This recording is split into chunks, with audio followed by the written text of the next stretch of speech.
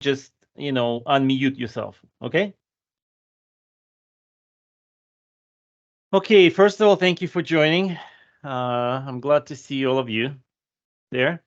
This session is recorded and we're gonna post it on Reinbold YouTube channel, and I'm gonna share it later. You can kind of go back to it and maybe review it. So we're gonna talk about 6 tools that I decided to include in this presentation. And let's get it started. So these 6 tools are, first 2 tools are filters. Filters are tools that allow you to select multiple elements in the model or in the view and apply it to view, and then you can change the settings, view settings, or you can hide these elements. So there are 2 types of filters: rules-based filter, selection filter. Then we're going to talk a little bit about scope boxes, and then view template settings, and we're going to talk about the check mark next to setting in the view template. It's very important. Then we'll go over revisions in Revit, and number 6 is kind of important. It's BIM 360 or Autodesk Construction Cloud Publishing. A lot of people don't know how it works, what it does. We're gonna look at that. And is everybody there? Like PMs all there? Because BIM 360 publishing is important for PMs. We're gonna switch to publishing properly in BIM 360 so we can actually view the sheets and views online in a browser on BIM 360 or ACC. Okay, so let's start with rules-based filters. As I already mentioned to probably most of you, that literally every Revit user should be using a shortcut. If you have 5 to 10 shortcuts in Revit, which you constantly use throughout the day, you save about 10 seconds versus finding a button. So if you use, let's say, 50 or 100 times, it's several minutes every day that is saved. So I really highly recommend all of you to find 5 to 10 tools that you constantly use and create shortcuts. And the shortcuts are like this. You go KS, and you can find the command in here. In this case, it will be filters. As you can see, filters, I put a shortcut FIL. I'm going to open a view, and we're going to see what we can do with filters. I'm going to open a plumbing view.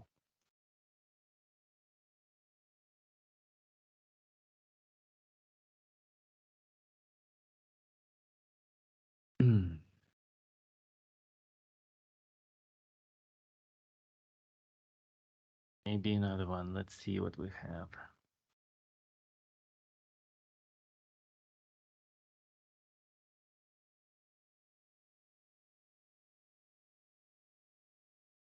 Okay, so this is a plumbing view, and it could be an actually working view. And somehow, if you want to highlight something in the view using filter or hide it, so this is what you would do. So you go FIL filter, and obviously without a shortcut, there's another way of doing it. It's this view tab, and there's this button filters, absolutely the same thing. So we go fill, and imagine that you see all kinds of pipes in here, and imagine you need to highlight a pipe that is 4-inch in size. Okay, so you would start a filter. You have this kind of window with 3 windows inside. One is the filters itself, so you will create a filter in here. You go new, and you will call it all pipe 4-inch in size. And then in the second second window, you will select categories. So because you want to filter pipe, you would select pipes. and maybe pipe fittings. And the third window is actually the rules that you apply. And there are two options. You can say all rules must be true, meaning that like rule one, rule two, let's say you have two rules, they must be true in order for it to select what you're looking to select, or any rule may be true. It gives you flexibility. So in this case, we'll only apply one rule, so it doesn't matter. So it says all selected, which is all selected pipe fittings and pipes. And then we're gonna find a parameter that we're gonna use to filter. And we see size. Size is available parameter that we can utilize.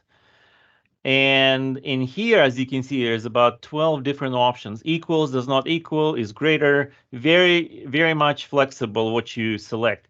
But in my case, because it's a size, we're gonna go with equals and open this window. We see all kinds of sizes. See, we see 4-inch, and that's what we're gonna select.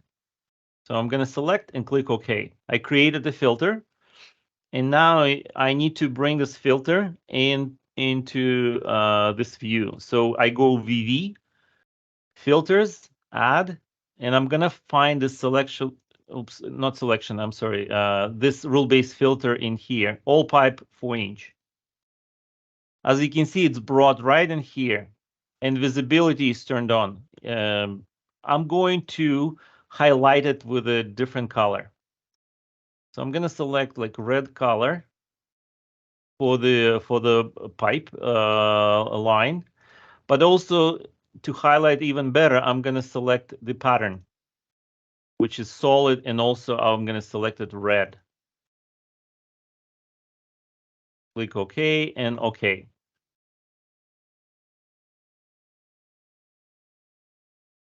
And as you can see, it kind of highlighted, if you see it here, it highlighted 4-inch pipe, but for some reason, no fitting.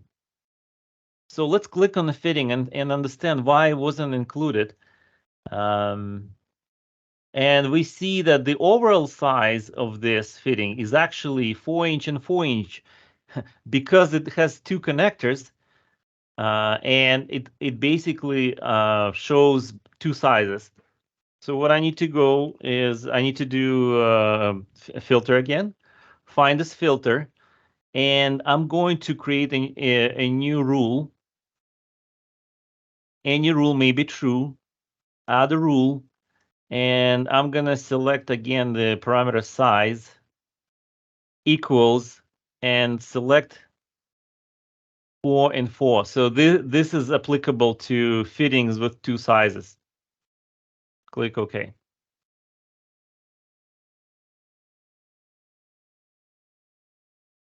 So now in this view, every piece of pipe that is 4 inches, every fitting that has size of 4 and 4 will be highlighted in red. As you can see, very easy to see.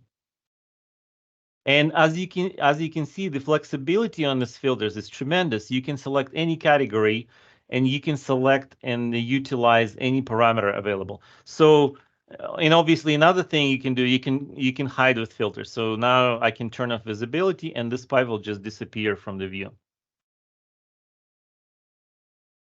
I understand many of you actually know this type of filters, but I know that as a company at Reinbold, we don't use them enough. So this is good. This is gonna be good if we utilize it more.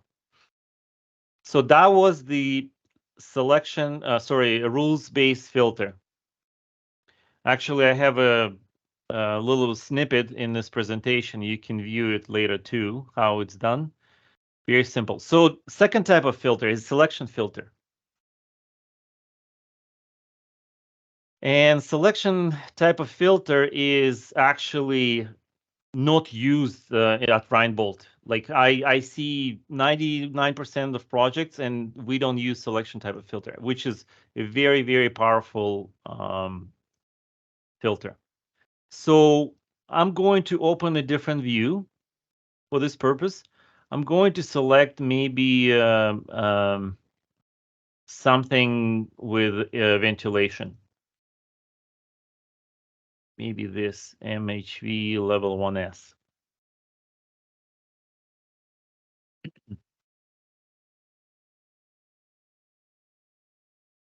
Okay, so imagine this kind of view, and we have different units IL A2, IL A1, and maybe for your personal views or for like a view that goes on a sheet, you want to highlight it differently. So this is what you do. You will select components and maybe add some more. You use Control, add more. So once you selected multiple components, this appeared in front of you. Modify and save and edit. So I'm going to click Save, and I'm going to type IL A2. Okay. Perfect. I'm going to go to another unit, and I'm going to select this components. And again, I'm going to click Save. IL A1. So I created two selection filters. And actually, I recommend these shortcuts. Like save selection, it would be SAS. Save, 2 letters, S, selection. Load selection, LOS. Edit selection, EDS. Just so it's easier to work with it. So load selection, I go LOS. And I have these two filters. I can always click it and see where it is. Right here, this is selection filter. Now I'm going to bring it into the view. I'm going to, actually, this view has a view template. I'm going to turn it off.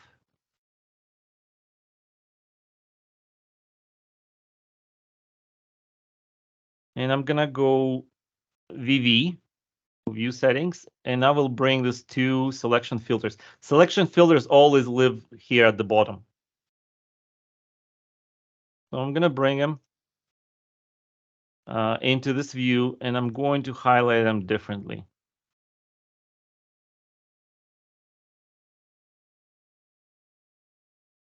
Okay, red, make it solid red.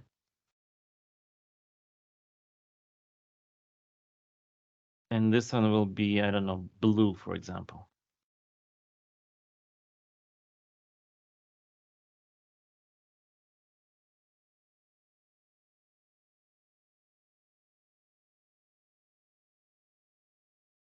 Okay, perfect. And I'm going to click OK and see what's going on. And this actually, right now, what you're witnessing is the glitch of Revit 2023. I go back to filters. I'm going to turn it off. Click Apply and turn it back on.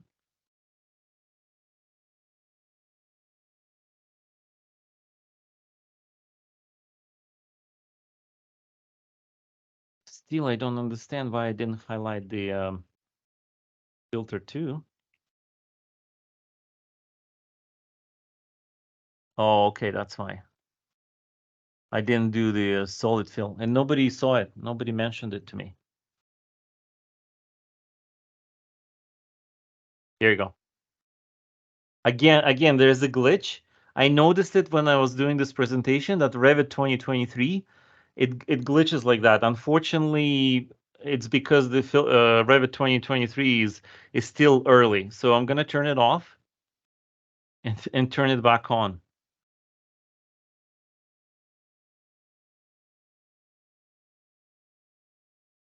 Okay, so now it's highlighting. Let's say I want to turn off this selection filter. I go to here and turn it off. It's a very powerful tool, especially if you work in certain views where you want to find things quickly, or you want to make sure that you can go back to it. And as I already told you, there's a command called edit selection, which I put shortcut EDS. So I'm going to go EDS, and I can select this filter right here, click edit. And now in this window, see, you have this ability to add to this or remove selection. So I can remove, for example, this piece, finish selection. And now this filter is no longer containing this portion of the duct. Very, very powerful. I find it powerful. I don't know about you guys. I hope you start using it in some cases. Any comments on filters? Remember, you muted. Looks like Willie is happy. It looks like he's very happy. Say something. I can't hear you. Unmuted. I don't really see the connection to what we are doing and this kind of stuff, but I haven't really probably used it because I don't know. I've been using Revit for a single while now, and this this rule rule selection is most likely it's always like a designer's preference. It's not probably for me. I probably know my Revit ways, but I'm not sure where to use. Well, no. Sorry, like one step back. You're wrong. Rules-based filters are used already in our view templates. If you click on any of the view templates, any of them, let's say MO1, mechanical floor plans, they're already there. There's like so many of them. I understand that. So they're already there, but it's mainly for not plot views, but for work views. If you create own views to work in it, there's so many things you can do with them. The problem with Reinbold, a lot of people work in plot views, and as per Autodesk, No. you shouldn't be working in them. So you should create your own view, put your initials. For you, it would be WA level 1, and you can do whatever you want in that view. This is Go ahead. There's only then it's gonna start populating the project. So it's not a big deal. It's not a big deal. You can populate as many views. It doesn't add a lot to the file size. A view is very minimal. So this is something I would love for Reinbold to start doing, is for each user to start creating their own personal coordination, or we should call them working views. And that's when this tool becomes powerful. So there's working view and there's a coordination view that we always set up when we set up the project. Right. Okay. So anyways, no, I understand. So you don't see a point of these filters, which is totally fine. But those who will, I think they will find it useful. I'm pretty sure there's like a lot of instances. I use it all the time, but I think there's a lot of instances where in the future you might think, okay, I can utilize selection filter or rules-based filter for that. Now, selection filter, I can always use the selection filters. Well, I'll give you an example. So somebody came, I'm not gonna name names. Somebody came to me and says, listen, we have this plumbing views, we have this HVAC views, and we have mechanical equipment. Certain mechanical equipment should be turned off on plumbing, but turned on HVAC, and vice versa. So I said, why don't you use a filter, rules-based filter? He says, how do I do it? Well, this is how you do it. You create a filter and you call mechanical equipment this type.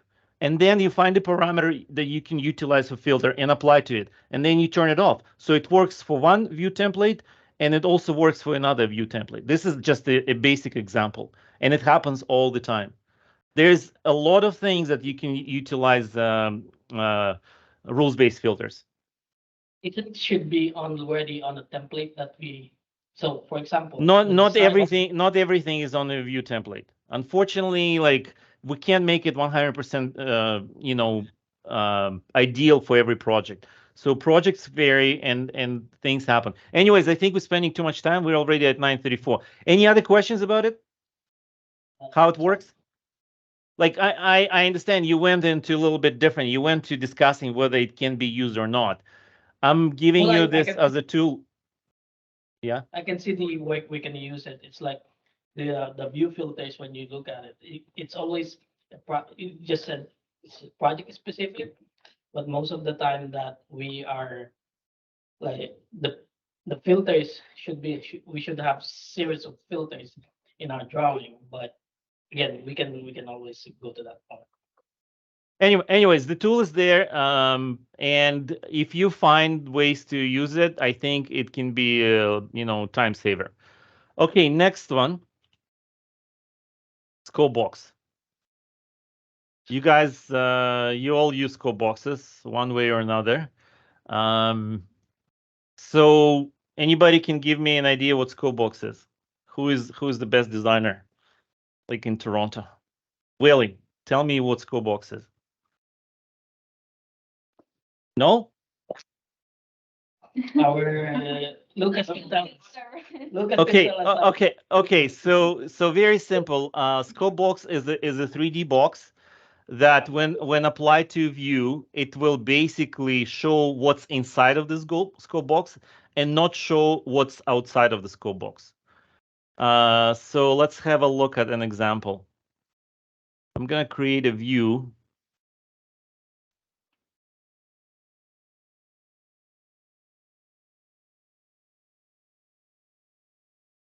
Level 1 view. Coordination plan view. Okay, so I have a scope box shortcut, and I recommend you do it too. SCB, scope box, SCB. Another way you can find it, view, right here, this button. So, but I use shortcuts SCB, and then I can actually make this box by dragging from top left to bottom right. So I created, as you can see, like these borders. And next thing I would do is I would call it overall right here, as you can see, overall. So this is, oh, the name is already used, so I'm going to use something else. Overall overall A, just so it's different. Okay, so next thing I need to do, because let's say I adjusted in this view, I adjusted it perfectly. That's exactly what I want. I don't want anything outside of this box. But always keep in mind that it's a 3D box, so you always have to adjust it in a 3D. So open the 3D view.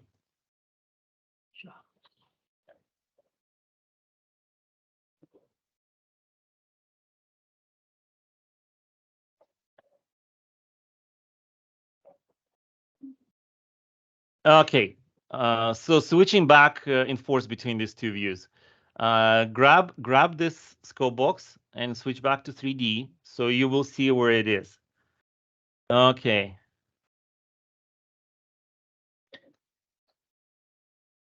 I'm going to zoom in, and it's kind of hard to see. So what I'm going to do is I'm going to go VV, and I'm going to make this length inside halftone in the 3D view. Okay. And this is something I really dislike about scope boxes. They're really hard to see, and I'm going to tell you how to change the appearance. So again, I'm selecting the scope box and going back to 3D. Okay, now it's much better. We can see this upper and lower limit. So what I do is I click on this button front. So we make this 3D appear as the elevation, and now I can grab this upper limit of the scope box and lower limit of the scope box. Perfect. So this is adjusted. I know everything includes in this building, and I'm going back to this. I will create a couple of copies. So I'm going to create a copy of this, grab it, and call it West A. So now I grab it and I start adjusting. I'm going to adjust it and take half of the building, west part of the building, adjust it. And then I will grab it again and copy it, move it to this side. I'm going to call it East, I don't know, East B or East A. So this is right here. I'm going to adjust it again properly. So everything that I need on my drawing to appear. Perfect. Adjusted. So I just created 3 scope boxes, and because I was copying them, they all have the same upper lower limit. See, it's beautiful. It's fantastic. Next thing I'm gonna do, so it's really easy for me to see them. I'm gonna select all 3 of them. It's hard, it's kind of hard, but you can do it. And click on Save button. We just talked about it, selection filters, and call it Scope Boxes. Click OK. And then I go VV, and I'm going to bring a scope box. Actually, because of this, I'm gonna do none. So I'm gonna control this view. Add scope boxes. And in here, I'm going to select color red. And I'm gonna change the weight of it to 11 or 12. Click OK. Now,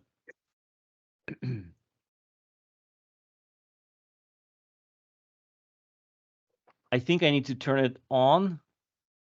It's a glitch again. I'm sorry. Usually it doesn't glitch, but 2023 glitches.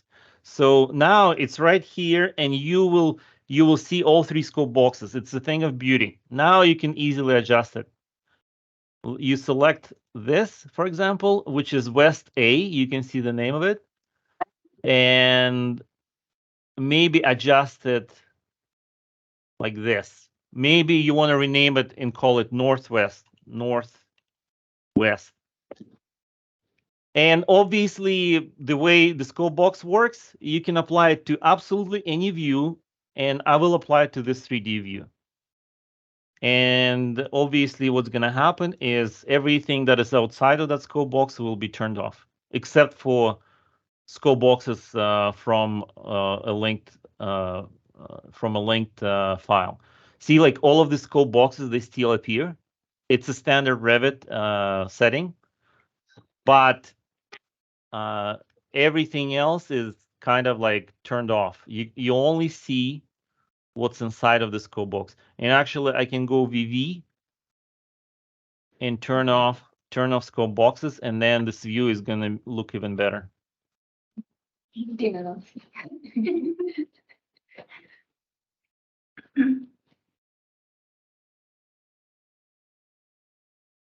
Okay, beautiful.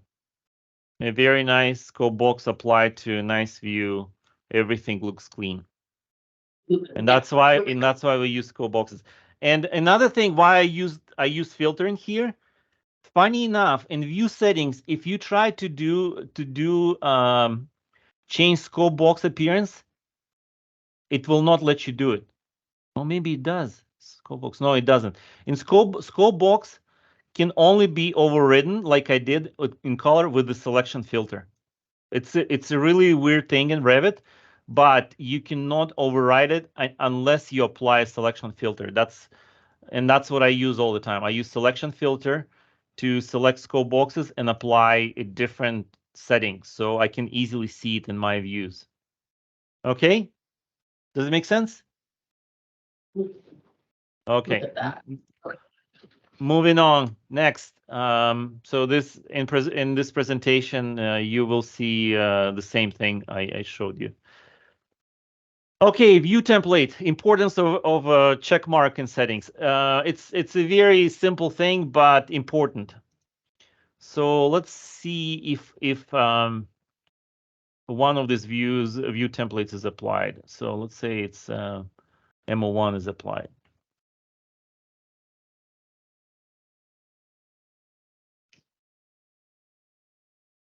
Okay, so I applied the view template to this, and right away, as you can see, the view settings changed.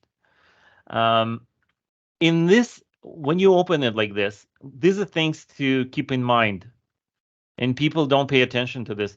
But this view template is applied in this particular case to two views, and these things like check mark off, meaning that this has to be controlled with VV. This cannot be controlled with view template.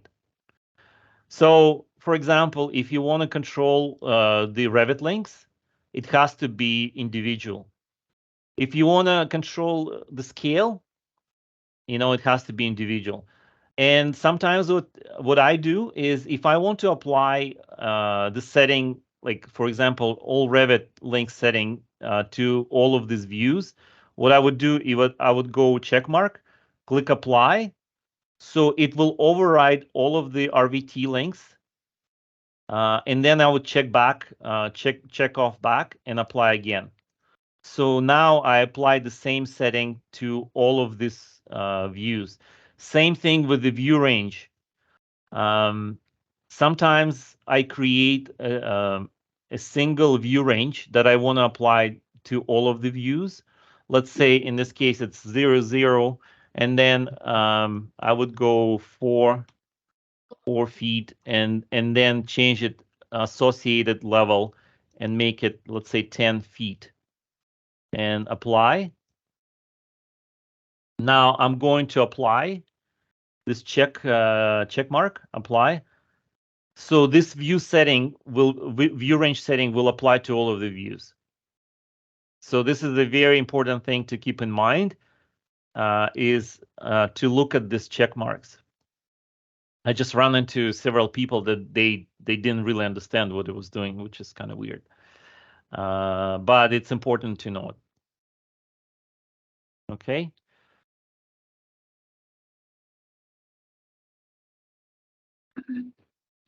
Okay, revisions in Revit. It's a very simple thing too, but a lot of people, they don't do it properly, and I will just quickly explain what that means. The shortcut I recommend is REV. So KS revisions. So this is the command. It's a long command that appears in this shortcut tool, and I use REV. In other words, it's found right here, view revisions, but I go REV. So we always have a per project. So this never changes. Like at Reinbold, we do it per project. What it means that all of this numbering, they're per project, not per sheet, because some companies, I've worked with some companies, they use it per sheet. So every sheet would go 1, 2, 3, 4, 5. As far as revisions, it wouldn't go like 1, 5, 7, 12. So this is our standard per project. Now, next thing is typically people forget to click the issued. So as you can see, like the latest revision that was worked on was issued for 90%. And the option that was chosen, cloud and tag. So the changes that happened on those sheets, they were supposed to be clouded, and there was a tag next to cloud. Now I'm going to move to the next revision.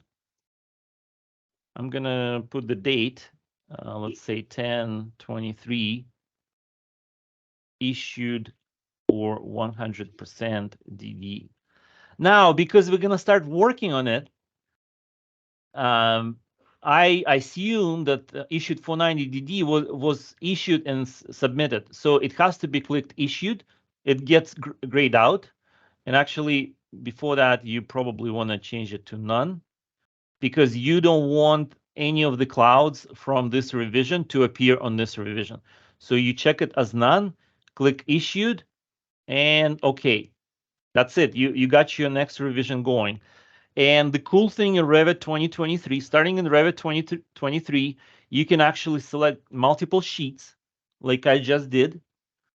And in properties, you can select edit on revisions on sheet and select all of the sheets issued for 100%. So they will be included as part of this revision. That So has to be your sheets has to be in LD plus expanded has to be in it's not expanded. Those plus signs has not to be expanded. The plus signs beside the sheet. Yeah. What about? So it should be at that kind of level because if you highlighted on with the plus sign, what do you call that? Try highlighting all of them with that. Some of them are in expanded. Some of the sheets are expanded. You can only select sheets and not the views. Yeah, try highlighting that one. This one? Yeah, so and then go to Oh, you mean if it's selected, like you can't do it? No, you can still do it. Yeah, oh. Okay, that's nice. Because I tried that in Okay, I think I know why. Okay, it's because here's what happened. Again, it goes back to these things. Right now we're on 2023.1.3. This is the latest one. I think what you talked about is one of the early versions of 2023. That's what it was a glitch too. You're right. But I tried that in Temple and it doesn't work. Yeah, but not only that, I'll tell you, I told somebody that in 2023 it works, and that somebody had 2023.0, and that didn't work in 2023.0. So, but the latest revision of Revit, it works wonderfully. Okay, so you can select. That's not right. That's not the somebody that. Anyways, this works. You select bunch of sheets, and you select shown in revision schedule, and it becomes part of this. It's populated in here. Okay, so we stop doing that bubble change. Yes. Okay, any questions about this? No, it's actually. Okay, so we're gonna move to kind of the most important thing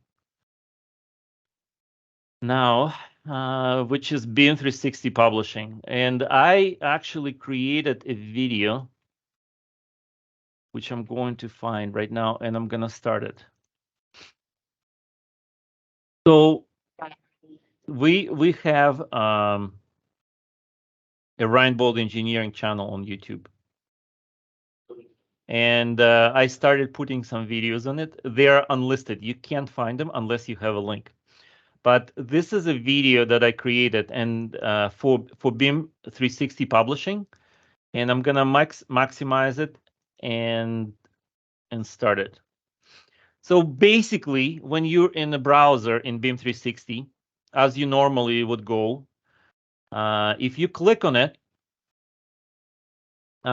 this window will open.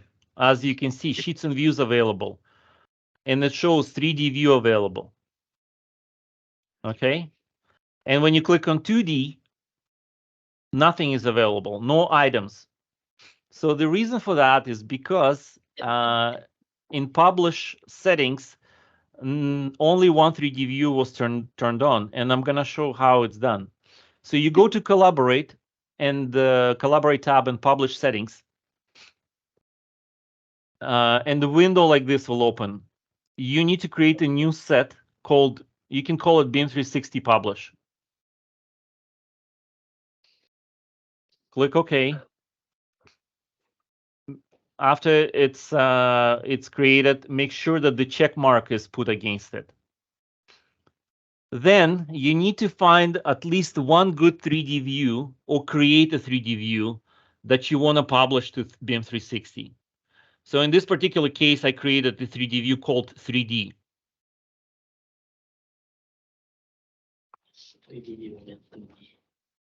It could be called something else, but in this particular case, you have to scroll down and find the view that you want to include as part of this package. So it's called 3D. I select it, click OK. And next step is to include the sheets. So you select sheets in the model, select all as part of this package and save it. So these are the kind of important steps to take in order to publish the sheets and 3D views properly onto BIM 360. Okay, so save and close. So BIM 360 publish set is checked off, and everything is included. So next thing is to synchronize the model.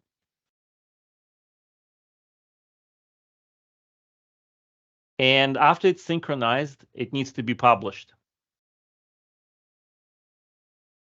And publishing is easy in Revit. Some people actually still don't know it. I always get asked, how do you publish? Not necessarily in Toronto, but to publish it, you basically go to your home page, this page, and as you would normally open a BIM 360 or ACC file, you go and do check mark and click publish and publish. So now look, the publish date is April 19th. See, April 19th, and once it's published, it will be the current date, the latest date. It will jump to July because I made this video in July. See, it jumped to July 19th. So it was published. That was the up-to-date model. Now, what happens is it takes about 2 hours to publish the sheets and 3D view. I kind of pause it for the video, let two hours go by, and then after two hours, I go in there and look at this. All of the sheets are actually populated in BIM 360. And this is what we want. We want project managers to start working in it.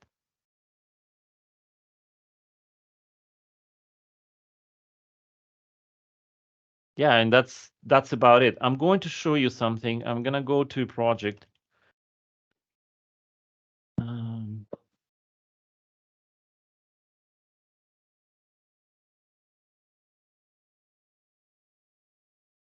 Okay, so this project where the model was published, I think often. See, like there's 12 versions. So when you click on these versions, you can see how many times it was published. Initially, it was published in November 22, and then in September 14, version 7. Actually, in March, there was another version. So there weren't very many publishes, but recently they started publishing every week. So this is the file. So I'm gonna go into this file, and I'm gonna see some tools that I can work with.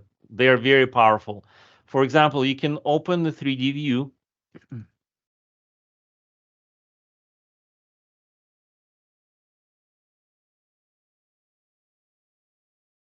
I think it's the wrong project. Hold on a second. I will find another project.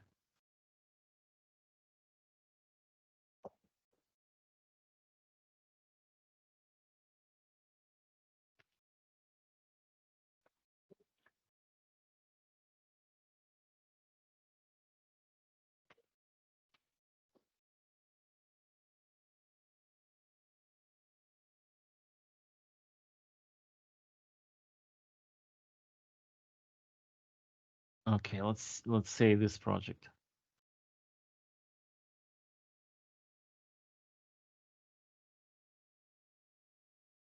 Actually, I'm gonna go to the presentation file because I published it several times. Okay, so once I open the file, by default, I have a 3D view that comes out. So you can actually easily navigate it. It's really nicely done. There are several tools that you can use. One of them I really like this section tool. So you click on the section and you actually can drag it. It's almost like animation. It's beautiful, kind of.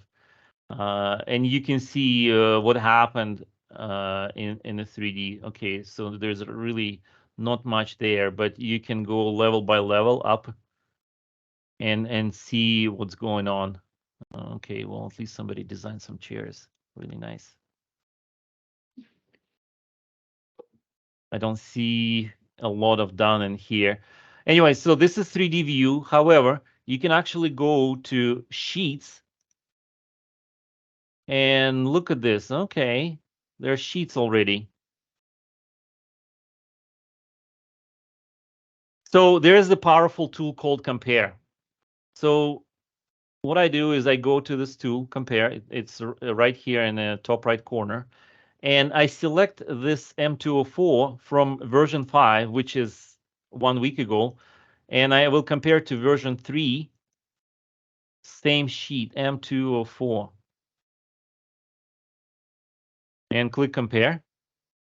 So it will compare the two sheets right in your browser, and it will show you the only thing that I changed is this pipe. So 10 components were added and 10 components were removed.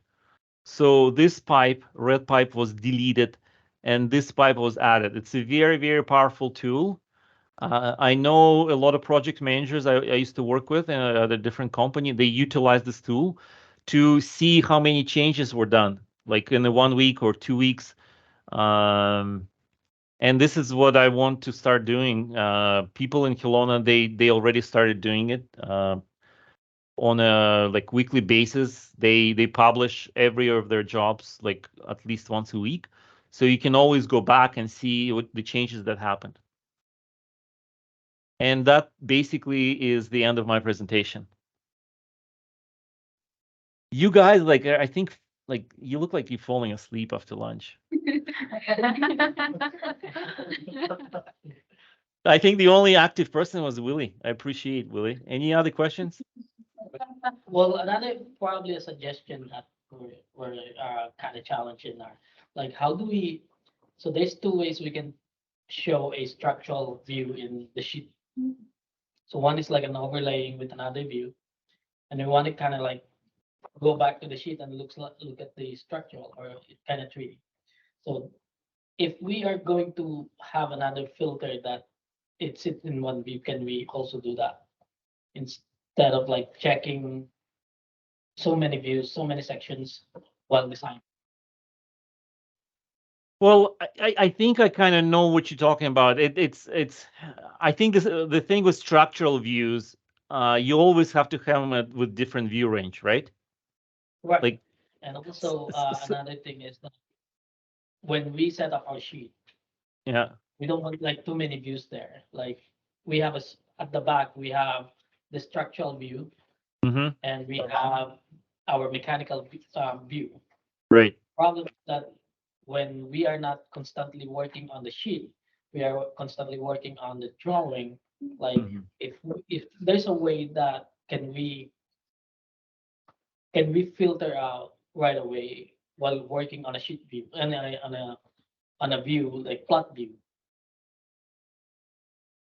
Well, so that okay. it's So like they're like one of the biggest problems with structural views, and it's a known problem. There's no solution. Is because structural views and mechanical views, they usually always have different view ranges. So that's the reason why you always have to kind of like overlay like mechanical over structural. So this is the problem. I think I think there are other ways of doing it, but overlaying views is the best solution. However, as so far as like which filtering things, yes, we can do it. It's just like it again. It goes like depending on the project, depending how you want things shown. Yes, we can go and play with filters or play with some settings and find kind of middle ground. That's what I used to do, like when I used to model. But I suggest if you have like a project and you have like a particular issue like that, call me and we can discuss it and we can play with the settings and maybe we can find some kind of a solution because it's really hard to discuss without seeing like what you want to show. another issue, another when we set up when some of us not setting up the project, and if we kind of like have the structural view right away in the so we have like structural view, we have like plot view, we have coordination view, Hmm. we have so if we can bring that out right away so that probably the designer can can set up sheets right away also instead of like bothering. It's like a kind of when we set up the project, Yeah. structural view should be always right in front of it, like very first view that we can look at. Yeah, coordination. yeah. So again, this is the thing. If you need structural views set up quickly, because not every project that we set up requires structural views. I would say maybe 25-30% across Reinbold require structural Right. views.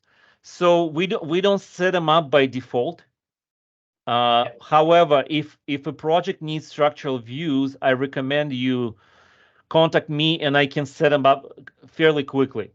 Like Okay. probably within 2 hours, I can get it done. Um, but we don't do it because we don't do it on every project. That's why we don't do it out of the box. When I set up projects with designers, I do go through certain steps, and structural views are not part of it step unless somebody tells me you need structural views, and then because this is extra work. Yeah, it's a one of the important probably the views that we are going to, Right. because it's not in the tower, but mostly on the podium where all this transfer slab that's really big that Yeah, we yeah. can. No, this is a great point, and maybe I did not communicate. If you Mhm. need help with structural views, you shouldn't be spending too much time by yourself. I have tools I can do them quicker than you guys.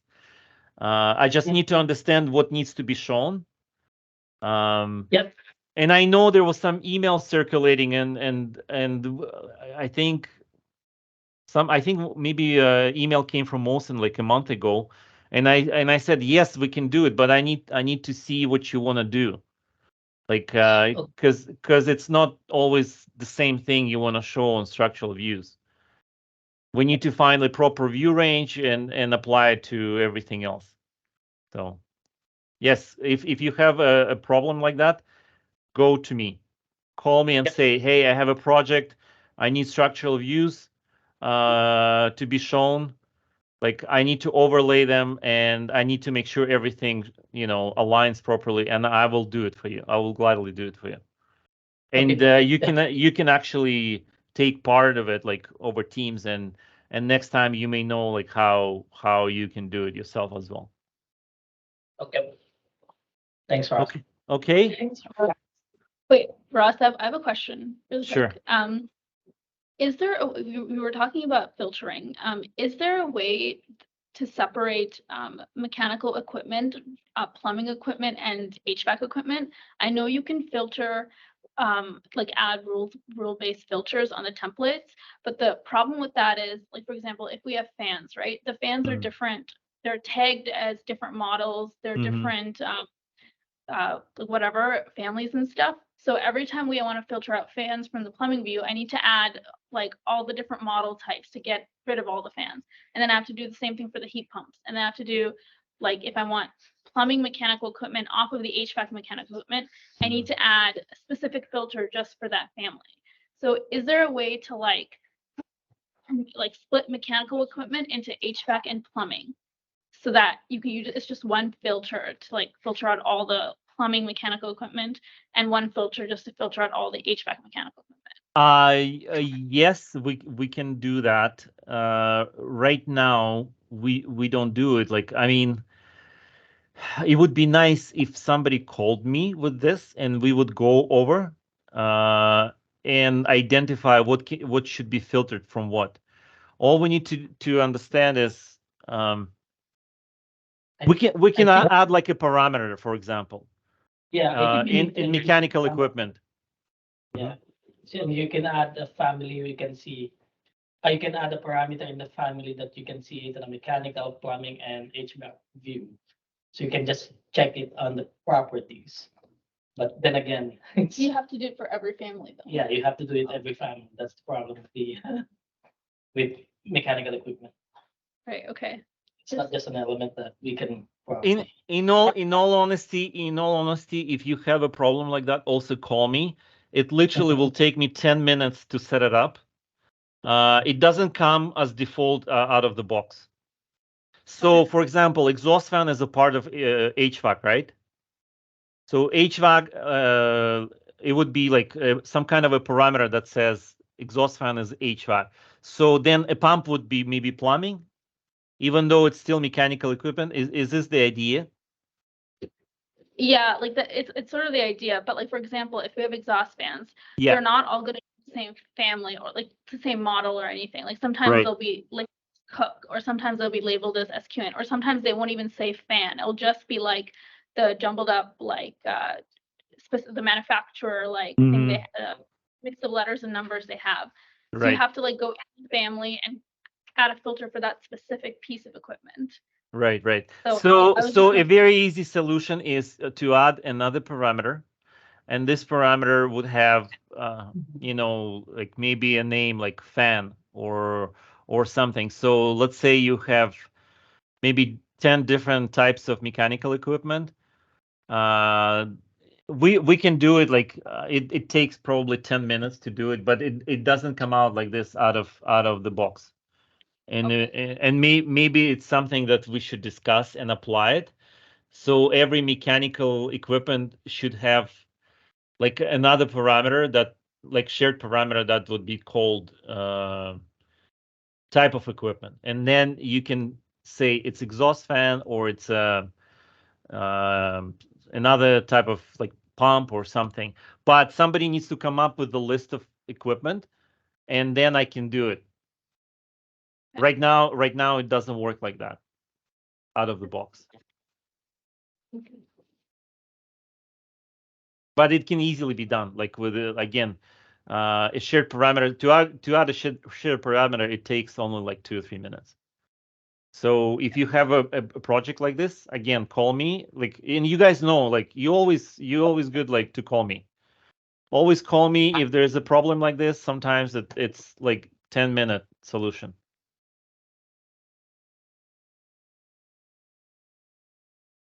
thanks, Ross. Okay. Okay. Well, thank you very much for attending. I hope it helps. Maybe you will digest something and say, hey, this actually may work in this kind of situation. And if you do, let me know after and say, hey, you know what? That idea of selection filter, I know how to use it. And this is how I use it. And I would love to hear from you. Okay? Okay. Thank Thank you. Yeah. Bye.